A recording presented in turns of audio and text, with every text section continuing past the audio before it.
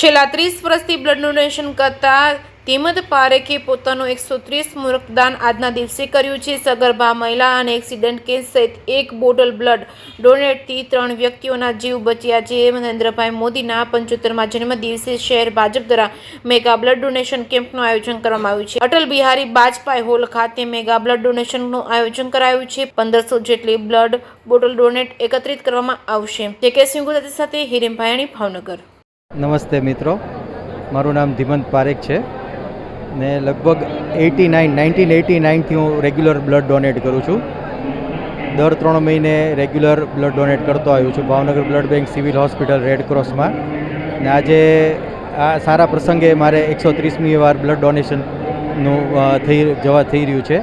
હું અને મારો સન 18 વર્ષ પૂર્ણ કર્યા પછી એ દર 3 મહિને ડોનેટ કરે છે. દેવ પારેખ એ મારા સન છે, એ પણ રેગ્યુલર બ્લડ ડોનેટ કરે છે. ના, કોઈ માન્યતા એવું નથી કે બ્લડ ડોનેટ કર્યાથી શરીર વધી જવું, કોઈ તકલીફ થવી કે કાંઈ કશું નથી થતું. હું આપની સામે જ છું, રૂબરૂ જ તે.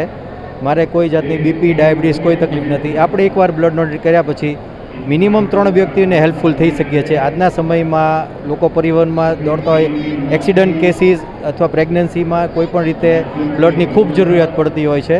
તો આ એક ઉદાહરણરૂપ બધા સર્વે બ્લડ ડોનેટ કરીને બીજાને મદદ થવા વિનંતી. આભાર.